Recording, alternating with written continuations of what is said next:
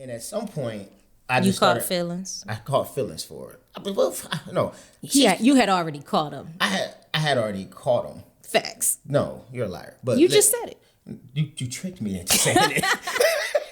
Look, it's me and you against the world, girl, and I ain't talking slick. Others may have said it, but they worldview was midget. That means it wasn't big enough for what life would experience. Yo. Hey. We here. Facts. You excited? We gonna see. Listen, we've been telling people for a while we was gonna do a podcast. We've been lying for a long time. I didn't lie. Because you didn't agree? I'm agreeing now. Well, I lied. Yes, you did. But we actually doing our podcast right now. Yeah. And I'm excited. Are you? Yeah, I'm excited. That's what's up. You know why I'm excited? Why are you excited, babe? Because we dope. Facts. And people need to know we dope. I agree. And I think we got a lot that we can help people with. You do? I think so. Do you?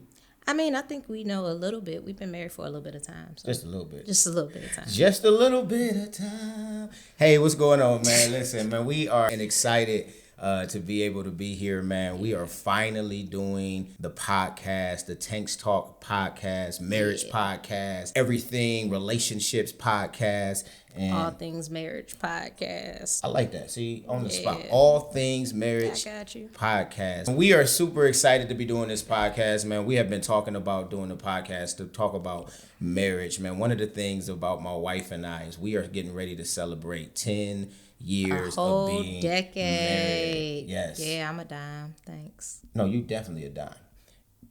Ooh, fine. And so the cool thing about that though is, man, we are about to celebrate 10 years after coming back from our honeymoon and saying we want a divorce. Absolutely. But not anymore. Not anymore. Facts. That was 10 years ago. But we'll talk about that in later episodes. But the reason we want to do the podcast is because how do you go from wanting a divorce, coming back from the honeymoon, to being able to celebrate 10 years? And the truth of it is from intentional work, life lessons, failures, success. Say it again. The Holy Spirit. And the Holy Spirit. And so, man, we have just learned over the years how to make this marriage thing work. And on top of that, man, we have worked with a lot of couples. A lot. Right. We've seen marriages go from just surviving to thriving. Mm-hmm. We've seen marriages come to us ready for a divorce to renewing their vows. Facts. We see our marriage ministry once a month, and we see marriages becoming healthier through our marriage ministry. Mm-hmm. And so, like, we are in the business of seeing marriages thrive. Absolutely. Seeing successful marriages, but seeing people who are excited about marriage, navigating the difficulties and the struggles, but also just growing and loving one another. Absolutely. We have 5 kids. We have a 17-year-old, 13-year-old, a 6-year-old, and a 4-year-old. And we also have a 9-year-old, our first daughter. That we had together. Is deceased. She was stillborn. And she was stillborn. Mm-hmm. And so we'll talk about that journey also in this podcast. But today, man, we just want to introduce ourselves. Yes. We want to introduce ourselves. We want people to know who we are. Again, I'm Tank. I am a pastor of a church called Reach City Church in Cleveland, Ohio. If you're in Cleveland looking for a church, you definitely want to look us up. Yeah, and my name is Dee. I'm Dee. I am also part of Reach City Church, clearly, but I am a clinical social worker, and I also am a director at a residential treatment facility for youth. So, yes, really heavy into social services and working with our kids. Cool. So listen, we just want to tell you guys how we met. We want to introduce ourselves. And so how did we get married? How did we meet? How did we get to the altar? Tell people how we met. So here's the funny thing. Here's a true story. How you was all...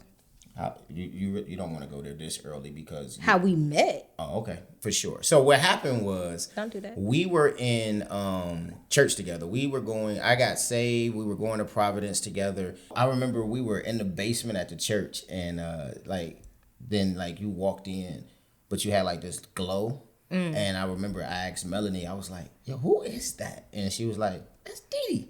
And I was like, Dee? And she's like, Dee. And I was like, you know Dee. And I was like, man, she cute.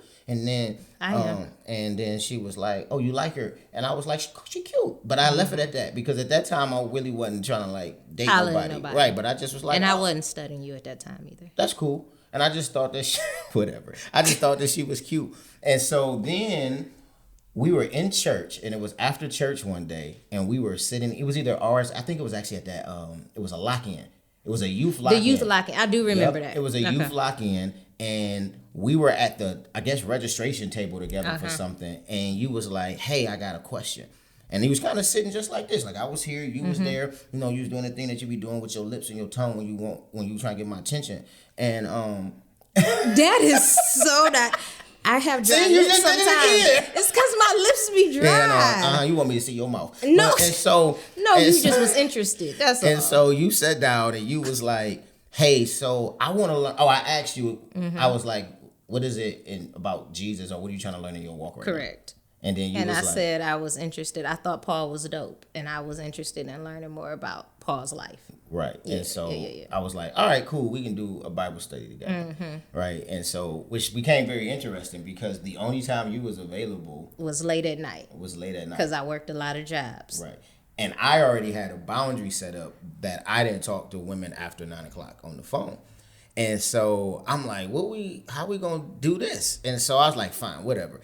It's about Jesus, so I was like, cool. I'll do the Bible study with you at night. Yeah, facts. And so we would do these Bible studies, like I think it was like between 10 and 11 at least, right? Nah, it was after 11. It had to be between 11 and midnight because Gotcha. where I was working third shift through the night. So I think we did them during that time frame. Got you. And so we're doing these Bible studies, and we're walking through Acts, talking about Paul. We are walking through the book of Acts. And at some point, You caught feelings for it.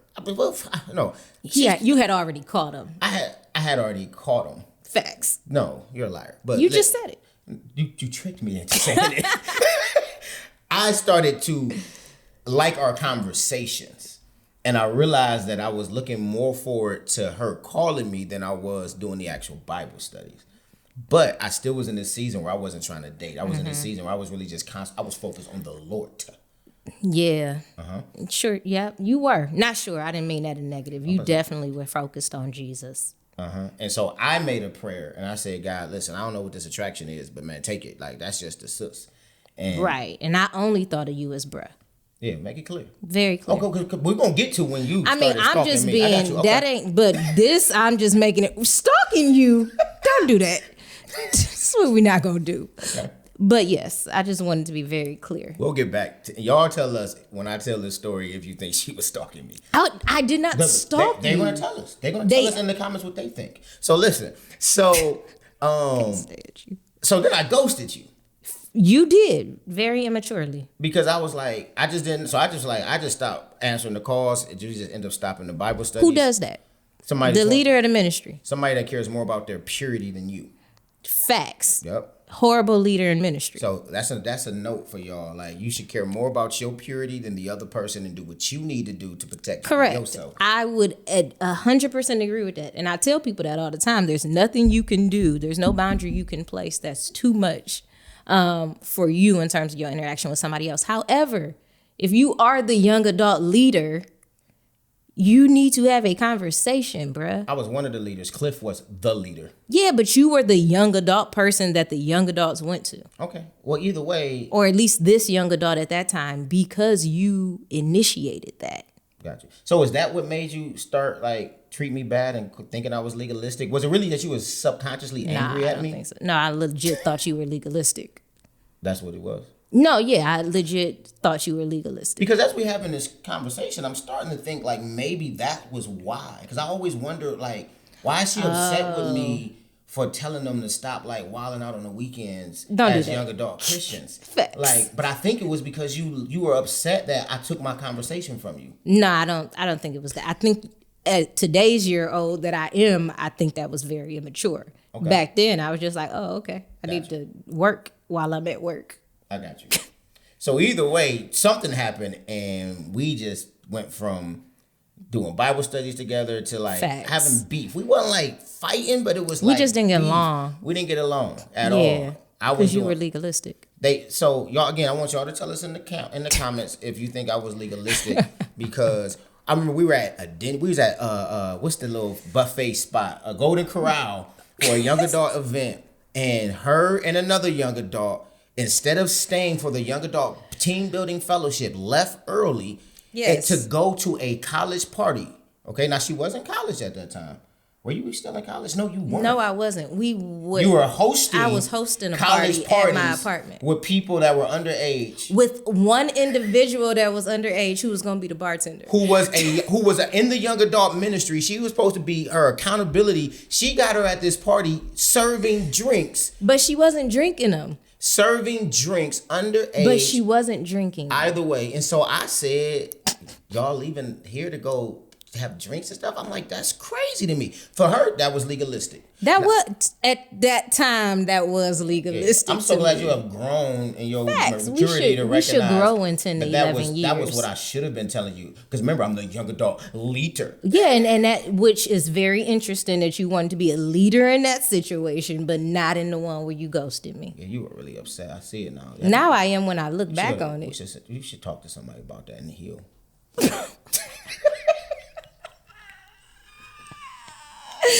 Anyway, but I thought that was legalistic. It was a couple things that at the end of the day, you weren't the level of legalistic that then I thought you were. They were legit concerns and points of contention for me to grow in. The only thing that I thought was really legalistic when I said nobody can date in the ministry. Yeah. That was legalistic. Tell people why you said that. Why did I say it? You don't remember why you said that? If you're trying to say I said it because I didn't want somebody talking to you. That was why you said it. So it wasn't really that. It was a person first off, it was a person in the ministry that I won't put that person out on camera. Don't do that. That was liking multiple people in the ministry. Okay. And so I was like, I gotta stop this first off. Yeah, so you didn't want them serial dating people. I don't want people serial dating. Mm-hmm. I didn't make that rule because of you, but I broke that rule when I found out that I thought somebody in the ministry liked you. Facts. Because we was playing 2K one day at the church. We were. And I was like, and hey, I beat you. I'm like, you definitely, I don't play video games. And so I was just like, I think he like her. And I was like, nah, man. Because I started to like her all of a sudden. And I'm like, nah, I'm a likable person. So first off, she started doing things like trying to eat off my plate. I did not start doing those things during that time. Yes, that you did. Oh, okay. I can't remember. You would try to eat off my plate. She would make herself known to me. And so when she made herself known to me, I've known her.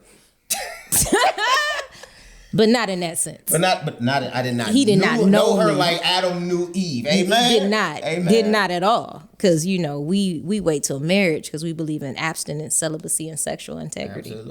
Absolutely. We'll talk about that too. Absolutely. But either way, you started to do subtle things to get my attention. Am I lying? The things that you're gonna say I did aside, those were not intentional because I lick my lips. Okay, so let's just and I like cheesecake.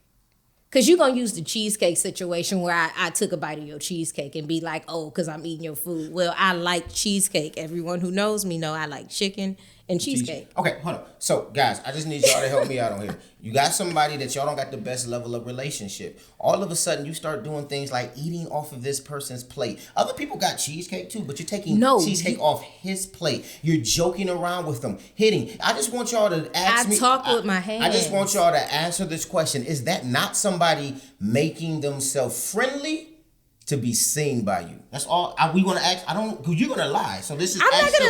You're gonna deny it. So let's deny it. Let's let the audience determine.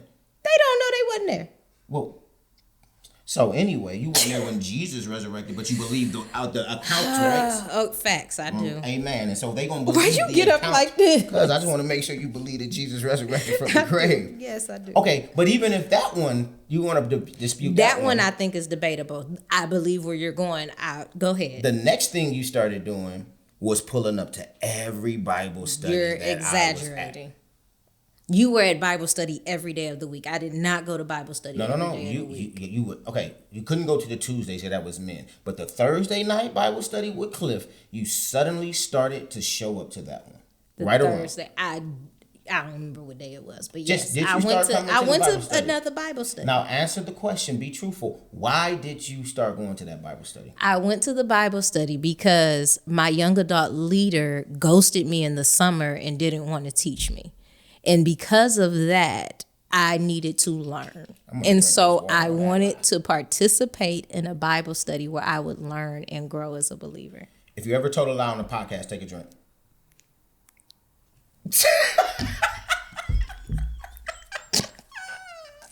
Exactly. You want to tell the truth now? So part of that is true though. I was trying to grow in my walk in my relationship and you did ghost me and I was like, oh, that's trash. But the other thing was I didn't know if I liked you yet. Okay. And so I wasn't thinking about you and hadn't thought about you in that way. Then I didn't like you because you was mad legalistic.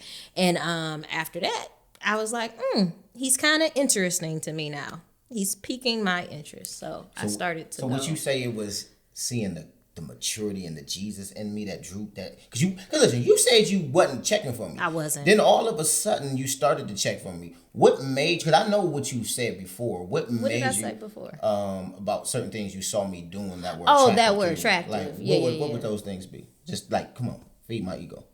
Okay. So the things that I said that are true is I really did love the way I'm a daddy's girl. I absolutely love my dad. And so I love the way that you took care of the girls. Got you. I love to see a dad being a dad and a father being a father. And so I think that's very attractive in general. And then you do have you had very high integrity. And I love that. You know what I mean? The other thing though is you always wore white tees. You like them shoulders. And them like there was something about your back in them shoulders at one of them R12 Friday night events where I was like, oh snap. That's all I wore back. What's up. The funny thing is all I wore back then was black jeans, blue jeans, white tees, black shoes, white shoes. Or polo boots. All this swag I got now. It's because of me. I will give you credit for that. Like Thank you. The one that got me wearing colors and shoes. Absolutely. I will, you know what I'm saying? I grew you in Jesus and you helped my fashion. All right. Amen. Yes. But either way, she started checking for them shoulders, you know what I'm saying? So, you know, being in shape gets you this.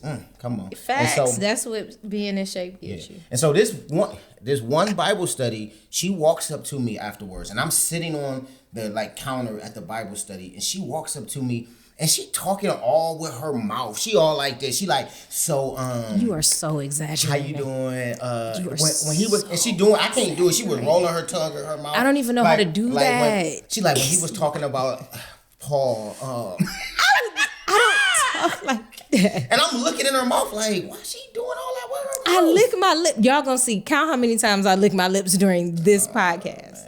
And then she was looking right in my eyes. She was like, so when because when I talk to people, I look at them in their face. That's what you do. All right, tell the story however you want to tell it. Either way, she started stalking me at Bible study. That's not stalking. Eating my cheesecake, hitting me. I ate a bite of cheesecake, not eating my cheesecake. It's like it's multiple times. That was one situation on one Sunday. Cheesecake. Go ahead, talk about something else. Okay, y'all put all that together and y'all tell me who y'all believe here in this situation. So from there though, I was attracted to her. And I really did start to be like, man, she's a really dope person. Cute, down to earth. At that time, my daughters would hang out with all of the ladies that were kind of in the ministry. And so I'm like, man, she cool with my daughters. Like, she's good with kids. Because you used to bring Chanel to church and stuff like nieces, that. Yeah. And so I just was like, so I did start to look at her and say, man, she a put together young lady. I did have concerns because there is a 4.5 year age difference. Correct. And so I was like, man, do I want to be with somebody young? Man, I don't know, man. Had all these dope other criteria though. You did. Mm-hmm. And so literally it's April. Oh yeah. I was like, where are we going? It is April. It's your birthday. Prior to that though, I had reached out to Darlene. So Darlene was one of the young ladies in the ministry. Correct. And I said, hey sis, real quick, man, I don't want it to be awkward because I made this rule that you can't talk to people in the ministry. Silly. So I'm like, I can't go ask this girl if she like me. So I say, do me a favor, find out if she like me. Because if she like me, I'll shoot my shot. But find out if she like me. And she asked me. And what did you tell her?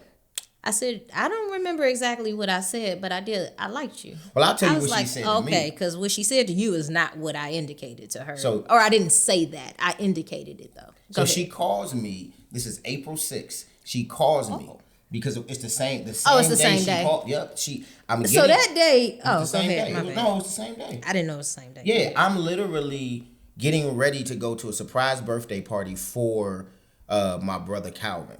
Now, my birthday's April 2nd, his April 6th, so it was actually a dual surprise. I didn't know they were doing it for me, too. But we were going to surprise him. He was another leader in the ministry. So before it's time for me to leave out to go there, Darlene calls me, and she's like, all right, so listen, I asked her what you asked me. And I said, so what'd she say? And she was like, that girl love you. And I was like, facts, I knew she did. So listen, I don't know what you told her, but that's what was said to me, that you love me. So, I mean, I do love you. No, but you loved me back then. You've been loving me. Oh, for a long time. 10 years almost. Well, back technically, 11. It was like 12 because you loved me back then. But anyway, so in that moment, me being a very intentional person, and y'all gonna hear about this in our dating life, like I'm very intentional. I looked at my daughter, and my daughter's 5 at that time, and I said, "Hey, real quick, you like Dee?" And she's like, "Uh huh." And this is my daughter Eliana. She's like, "Uh huh." I was like, "What you think about her like being your stepmom?" And she's like, "She cool. She can be my stepmom." And I was like, "All right, cool." Yeah. So I don't think nothing else about it. We get in the car, go to the party, and we sitting in the living room, kind of like if the camera was facing that way, kind of like that. And we sitting in the living room. Correct. I'm in this couch. Didi's on the couch over there, and my daughter's sitting next to her. Yep. And she says, go, hey, Didi, I gotta tell you something. And the moment she said it, I said, what this girl about to say? So then she goes, my daddy asked me how I feel about you being my godmommy. And she said it with so much confidence. Stepmommy. She said godmommy. Oh, she said godmommy? She said godmommy. Oh. I know she met stepmommy, but gotcha. she said godmommy. And I'm like, because I know she said stepmom. And I'm like, what? Too much? Too soon? Like, what? How we go from like, I just told somebody I think I like them to like, we getting married? That's real fast, bro. Right, like super fast. So she jumps up. I ran out the room. Out the house. I ran out the house. You're right. I ran to the porch. And I got up and I went in the kitchen. And you ran the other way. Because I'm like, I look real creepy now. Like stalkerish, right? Because I just go to a Bible study, y'all. He over there marrying me and we ain't even had a real conversation. You stalked me, and your stalking me led to me wondering if I wanted you to stalk me for the rest of your life. Wow. And so I asked my daughter if that was appropriate. That's a little. You gonna put those on 2 levels though? So you pulling up. All I did was go to a Bible study. So you finding out my schedule and pulling up to the places I was gonna be. You find out how many people gonna go to their 5-year-old after learning something that day and say, "Hey, what you think about this person being your stepmom?" Which means, "Hey, what you think about me marrying and committing the rest of my life to this one person?" After this podcast, a whole bunch of single people with kids gonna be like, "Me."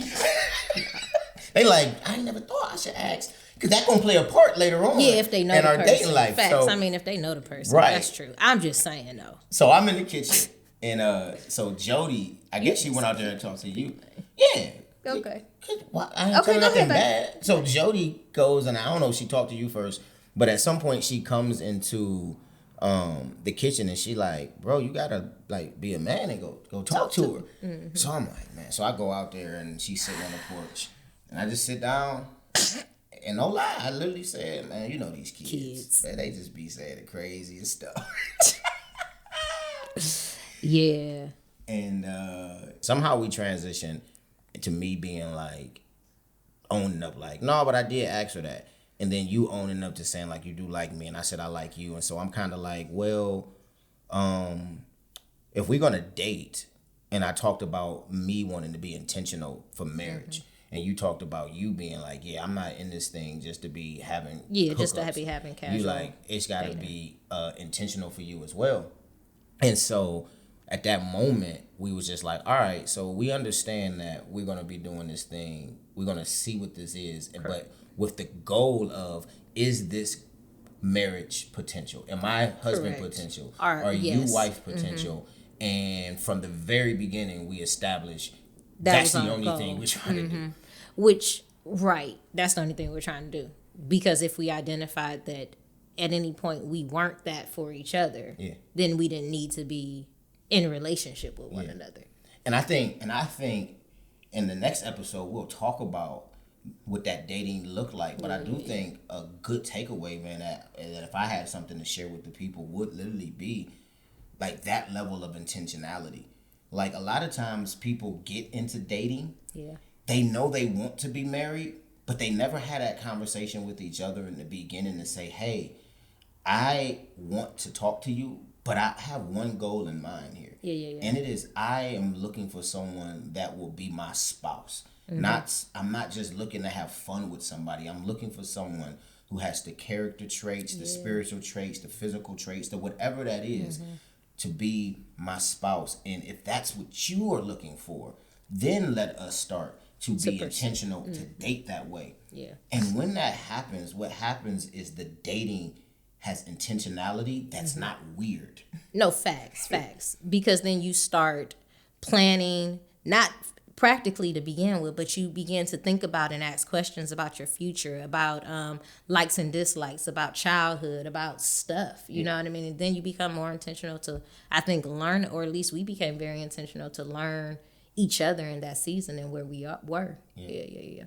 And so in the next episode, we're going to literally talk about how that conversation led to our dating life being as intentional as it was to get us from ghosting you in Bible study, stalking, the embarrassment of a child, telling you that I want to be with you, to dating, to eventually getting to the altar. That is the kind of how we met and how we got to the point of agreeing to begin to date. And, you know, I'm hoping that something we said in there, we may not have been given like application points, right? But we're telling you our journey. And in our journey, there are nuggets that you can grab from that. But the biggest thing that I really do hope you guys grab from that is the intentionality portion of how we started to date. And so you got anything you want to say to the people before we go? I think in that intentionality, also being honest about where we were and weren't. Yeah. So like if I wasn't into that and that wasn't a goal or desire of mine, that was my option to get out. Like that was my out. You get what I'm saying? That was the moment to be like, nah, I'm cool on that. And not to still try to talk to you to keep you around, or because I was bored, or because I just needed something to do on the weekends, or not something, but I needed someone to talk to or go out with on the weekends. So I think it allows for the out as well when you're intentional to begin with. You would have been like, yeah, so sorry, Eliana, you got to have to find another stepmommy. Facts. Well, listen, man. Again, we appreciate you guys for tuning in to our origin stories, man. Listen, we doing this thing freestyle. We're just trying to be authentic and as real as possible. We hope that you are enjoying our authenticity. And listen, do me a favor, man. Don't just watch this thing and write a comment and say it's cool. Listen, we want you guys to help us help other people, and that means that we need you guys to not just comment, but we need you guys to like, comment, subscribe, hit the notification bell, and share, right? So if you guys are excited about following this podcast, if you guys love and respect us, if you guys believe that we have something that can help other people, then do us a favor and hit the like button, hit the notification bell, hit the subscribe button, and share this with other people. Help us get this podcast across the world, across the globe, across the nation. Right? And so, listen, we thank you guys for tuning in, and we'll see you guys next time on Tanks Talk Podcast. Hey, y'all, listen, for those of you who watch this live, go to the comment section and you will see a link into a Zoom green room where you will have the opportunity to just meet with my wife and I, talk with my wife and I, ask questions, discuss episode 1.